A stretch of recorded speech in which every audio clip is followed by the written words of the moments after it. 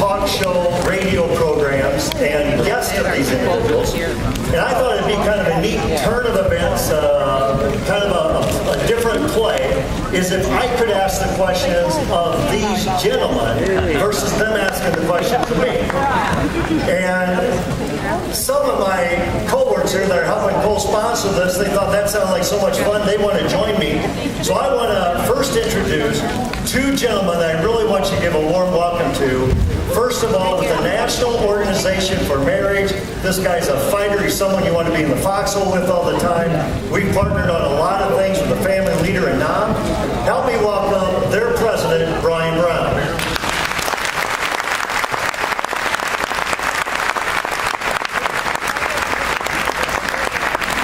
And then another co-sponsor of ours that has come along our side, and we couldn't be more thankful and thrilled to have them. Some of you watched their recent documentary with Mike Huckabee in it, their movie, The Gift of Life. Citizens United is having a major impact and footprint on this culture for the right reasons, just the way Lawrence White talked about. Please give a warm welcome to their president, David Bozzi.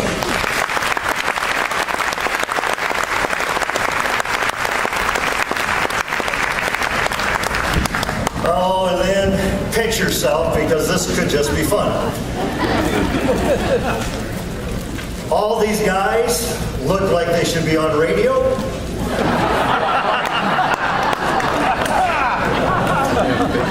First and foremost, help me welcome from the hometown that Darla and I are from, Sioux City, Iowa, KSEJ, Sam Clovis.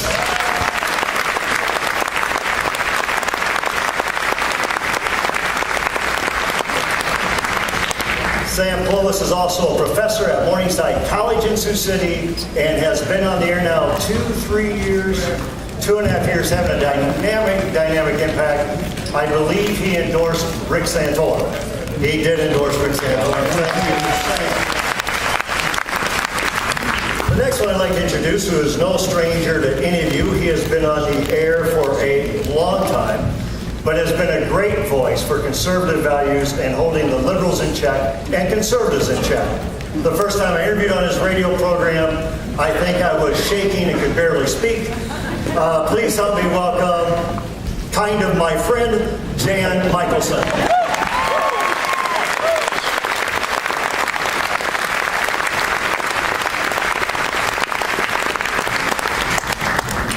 Oh, and this next person, I need to call every now and then just to ask him what I should say.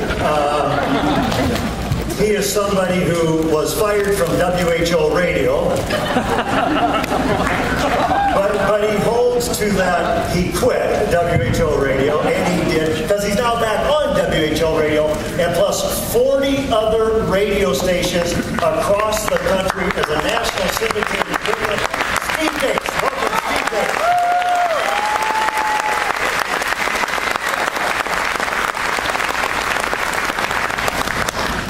So the whole goal here is that we're going to ask them questions to really get their insight, their input, because they talk to, their listeners on a daily basis.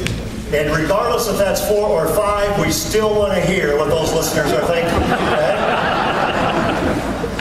Now, because of all you are here, there's so many great people who allowed this summit to take place so we could keep the cost of admission really at a low price.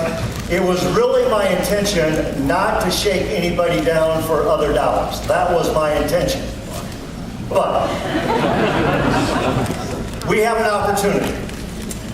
Because of the Justice Wiggins announcement, a gentleman very kind in this audience went up to one of the team members that we have here and said, I will give $1,000 to get rid of Wiggins. And I want to encourage anybody else in the audience to join him in doing that. If that's on your heart, you can do that, but that's not the purpose for today. But we definitely want to honor his request. Let's give him a round of applause for putting some things together.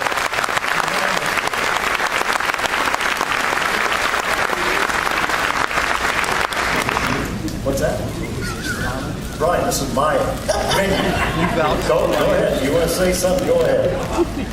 Well, as many of you know, it was an honor to work with Bob in the last judicial retention election, the National Organization for Marriage. help by donating money, and it was something that we truly thought changed history. After seeing the video today and having this gentleman come up and offer $1,000, the National Organization for Marriage, and I'm doing this because we need money to win this thing, we are willing to donate $100,000 to match anything that is raised for the campaign in the next 2 weeks. We will match it up to $100,000. You can go to nowiggins.com to donate, or you can hand checks to Bob tonight. But I think people need to understand how important this election is. We cannot lose, and we're willing to put our money where our mouth is. It's time for us to stand up, so we'll do a $100,000 match. God bless you.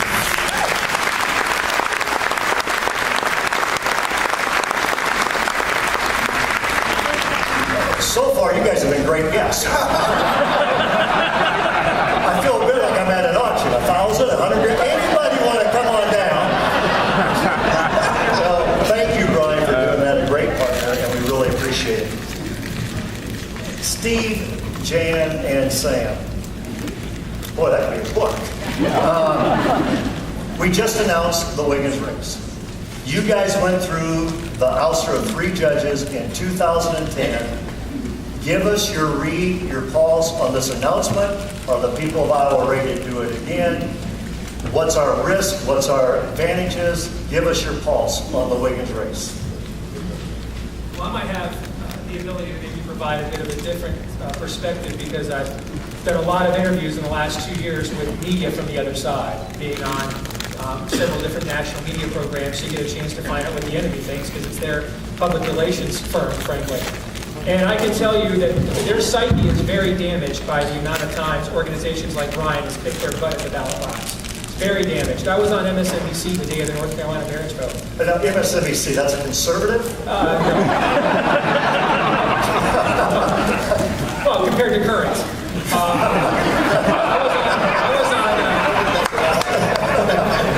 I was on MSNBC for 30 minutes the day of the North Carolina vote, just to show you how surreal this was. It was me, Al Sharpton, and then me again. And so I'm listening. I'm in the queue as Al Sharpton's being interviewed, and basically they're begging Al Sharpton to tell them, please tell us Obama won't lose black voters because he's coming out against marriage. I mean, they were having a meltdown over this issue, and so their psyche is very damaged. They are dying to declare a win, any win at all. And I think that our credibility, frankly, is on the line in this Wiggins race. Either go big or go home. If you don't win this race, they'll make it look like all the previous 32 in a row that you've won never happened. They'll bombard you with all that propaganda on all their various media. I say don't feed the animals and keep kicking their butts. That's what I would do.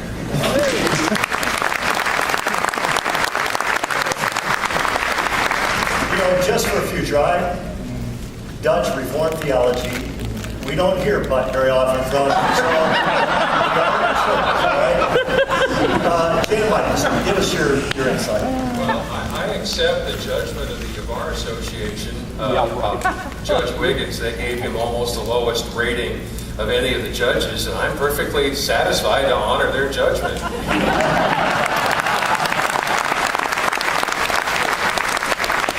Second part of this will be tactics. They know exactly what we're going to do. They know exactly what we're going to say. We know exactly what they're going to do. And we know exactly what they're going to say. All the cliches that have been uttered will be uttered again. All the bumper stickers they serve up in the place of logic, reason, and facts will be served up again. One thing I will say in this one, there's one thing that this is a new cliche that they have been pitching for the last several months, actually a couple of years. Yeah, that was important then, but now the economy and jobs are way more important. We've moved on to more important things now, and they're offering us the classic false choice. We don't have to fall for that. Christians and values voters, we're coordinated enough to chew gum and walk at the same time. And we can hold 2 thoughts at the same time. Usually, I can with nose.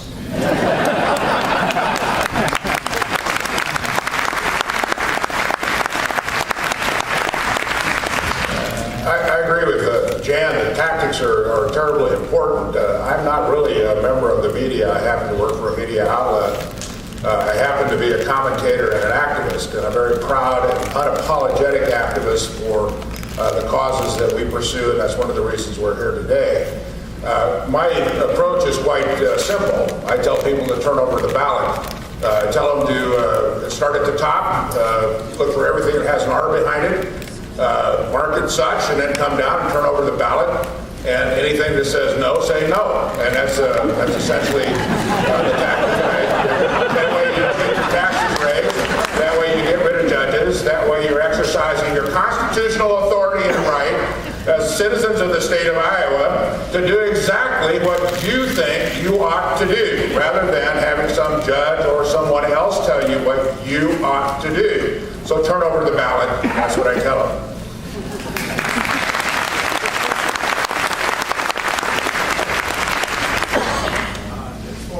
As far as tactics are concerned, in Citizens United back in 2 years ago, we wanted to participate, so we had Mike Huckabee do a call into the state, and we tried to call as many people, hundreds of thousands of people across the state as many as possible. We're considering doing it again this year.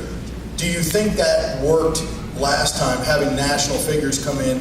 Because some people like it and some don't, and I wonder, would you recommend that again this year? Whether and who do you think is a good deliverer of that message this year? Well, I think just about anything that doesn't hurt you helps you, and vice versa. Yeah. But I think ultimately what that serves to do more than anything is probably just cement and confirm the people that were going to do it anyway. I think that what is so key about this particular issue, I just want to follow up on what Sam said, is what we're talking about here is what Jefferson referred to as an oligarchy. And this was what the anti-federalists and some of the founding fathers like Jefferson feared demonstrably about the Constitution, that if we didn't absolutely enforce it, that we would replace the monarchy of Great Britain with the oligarchy of judges. This idea that a select few, a ruling elite few, get to determine what the law is, what morality is. And I think what's so key about this issue, and as someone who's fought with Bob on this for the last few years, is it's easy. It's simple. Like Sam said, you can just turn your ballot over and vote no. So I think the most important tactic is to remind people to do exactly that. And then I think it just comes down to this simple question. Do you think your founding fathers pledged their lives, their fortunes, and their sacred honors so that you would be ruled by laws made by men and women you did not elect? And if you do think that, then congratulations, you listened every day at public school. That's cool. You know, there's a country for you. It's called the former Soviet Union. Now, for the rest of us that think that the people that are accountable to us at the ballot box make and interpret the law, you should vote no and turn the ballot over, as Sam said. And I can tell you something about Iowans. We are extremely modest folks, and we are self-deprecating folks, and we sometimes suffer from lack of self-esteem. And sometimes we start to believe the hype that we are the flyover zone. We start to believe that.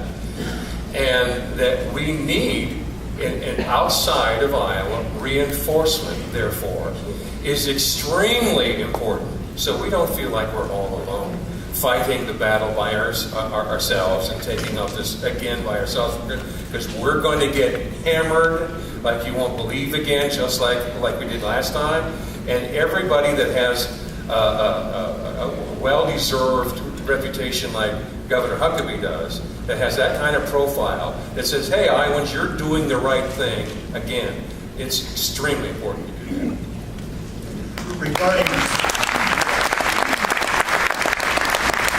Regarding Mike Huckabee, if you did get your copy of your free book, he did write the foreword to that book as well. We Overrule is written by Mike Huckabee.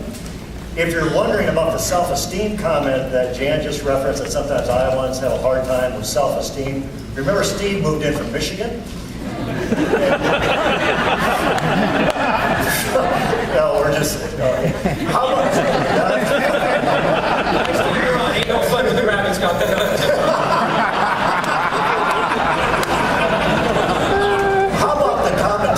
That you saw in the video where former Supreme Court Justice McCormick made the comment, "We don't understand."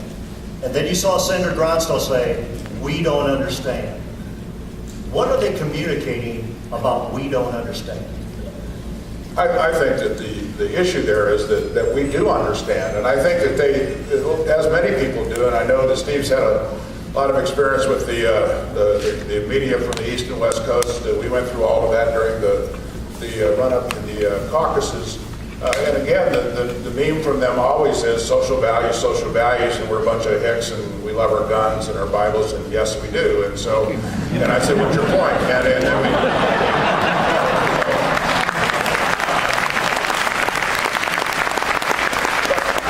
this is the one thing that I hear from a lot of people, and this is why I don't have a lot of the party people, the Republican Party people on my show, because they have a list of talking points and they talk to my audience. My audience is extremely sophisticated, Bob, you know that. You're from here, there. My audience listens. My audience has learned. My audience knows the Constitution better than the people that they elect to represent them. My audience knows the Iowa Constitution. My audience knows our values. They know God, and they know natural law and natural rights. I don't need some elected official who is a progressive, who frankly is godless in their behavior, telling us about God and about what's going on. So I trust my people and my audience to do that.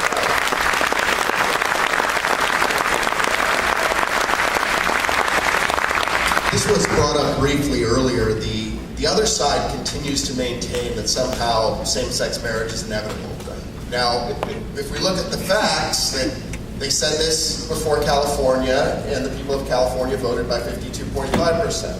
Then we went to Maine, the people of Maine voted by 53.5% to protect marriage. Iowa more, and finally, just 6 months ago, North Carolina votes by 61%. So the question is, we have 4 state ballot amendments or referenda throughout the country, and we have Iowa. We've got Minnesota, Maryland, Washington, and Maine. Now, say we win all of those and we defeat Wiggins. Is this what will defeat this argument of inevitability, or will anything? I would say nothing will defeat their argument of inevitability. This is a faith-based statement for them. It's a little bit, to flip the script, it's a little bit like Nero saying, if I keep killing Christians, will you finally renounce Jesus? This is a bedrock principle for them. They will not give this up. And I think, and this is maybe where the generation I'm from gives me a bit of a different perspective, because I'm in between the older generation, which doesn't understand why there's any acceptance of this behavior at all, and the younger generation that is almost totally willing, including in many of our youth ministries at churches like this, totally willing to embrace it. I don't think it's as inevitable as they think it is, and I don't think it's as avoidable as we think it is. I think the answer is somewhere in the middle. I think that we have clearly lost hearts and minds, but we are winning at the ballot box because we still outnumber them among people who actually vote. But if the church continues not addressing this at the pace that it is, then, slow and steady wins the race. And they're going to win this race by the time my children are grown. I had a friend of mine who is an activist here in Iowa email me yesterday named Judd Saul, who's a Tea Party guy. Maybe some of you know Judd out in the Waterloo area. And he had his church contact him and say, stop posting stuff demanding that we take a stand on the homosexual issue on our Facebook page. We're now just going to scrub that stuff and remove it from our website. And I'm telling you right now, that's your enemy. I mean, they're just taking advantage and exploiting our own weaknesses. We're losing in these buildings. That's where we're losing. In these pulpits and amongst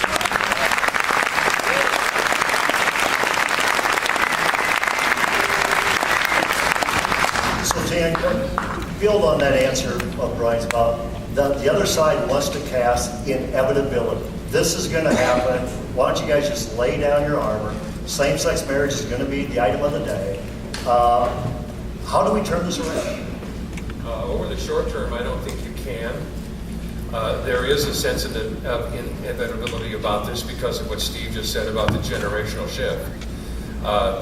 The other side, the gay lobby is just a reflection of a wider cultural issue. This is not the gays against Christianity. This is a worldview against Christianity. The gay expression is just one small phase of that. And they have frankly captured the robes. They own the judiciary. They own the executive branch. They captured the education establishment a long time ago. And are in the process of capturing most of the pulpits. All the liberal pulpits were lost 100 years ago. And the conservative pulpits are now the ones that are under siege, and the conservative pulpits are now beginning to, okay, do we really want to fight this battle? There seems to be other things that are more worthwhile, and we're not winning any points with our kids by fighting this. That just makes us look like a bunch of old fogies. So let's just not talk about this one. Well, because we lost the truth battle, my generation lost the truth battle, now we're losing the culture war. And the way around that is not, we must resist at every level, every time it manifests itself. But we ought not to just appeal to a majoritarian impulse. We're not winning just because we outnumber them. We should win because it's the right thing, and because it is true, and it's decent.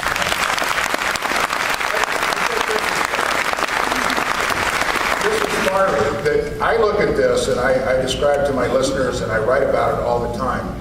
This is not, the gay marriage issue is a stalking horse.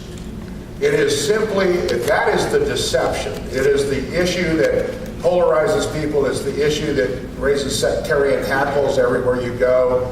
And I think Steve and Jan have articulated that extremely well. This is, to me, as far as, not that I want to minimize this, it is far bigger. This is a 14th Amendment issue. This is about the Constitution. This is about granting constitutional protections to people based on their behavior rather than on anything else. That does not exist in our history. And this is how profoundly important it is. Because if we give in on the constitutional side, the secular side of this, we will not have property rights, because this is an erosion into the primacy of faith. This is an erosion of the right to assemble and to associate. This is an erosion of the freedom of speech. So this gay marriage thing is simply the deception of the left, and that's the real motivation. That's where I see it. Well said.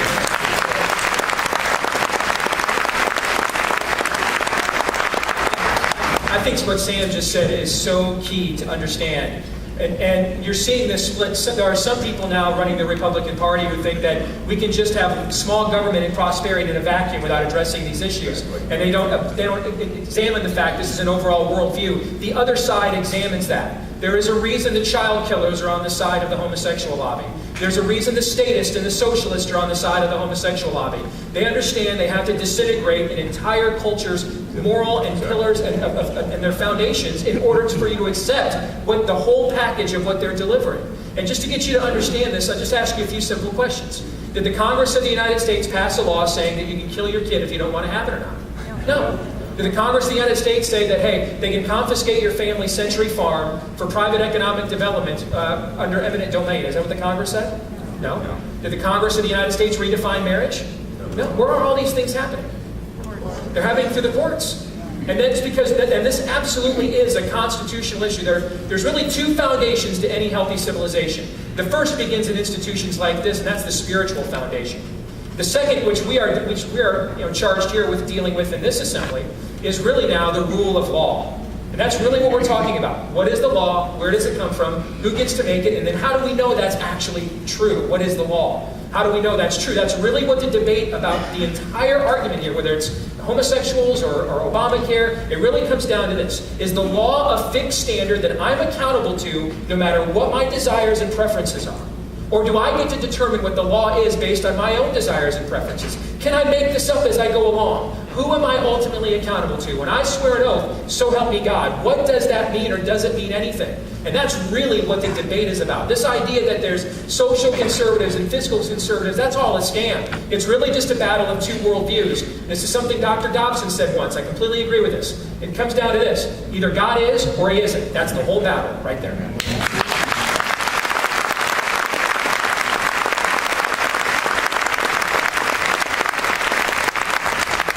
Close the loop on this particular section. The best sum I've heard of is that what the left wants to do is to redistribute wealth that they did not earn on their terms without a moral compass. And that's a scary situation if we get in there. Let's transition real quick. Chick-fil-A. What? Chick-fil-A. Oh, that's pretty good stuff.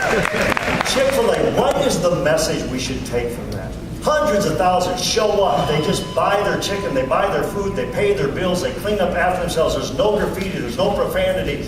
Matter of fact, I heard some of them singing songs. They had a joyful spirit about them. And then a couple days later, there's a couple dozen around the country that are painting buildings, holding signs, calling them hate. Tell us what's the message of Chick-fil-A? Go ahead, Dan. It's that when you give people an opportunity to express themselves in a public forum in a soft way, that is simply, this is perfect Iowa way, too passive-aggressive way.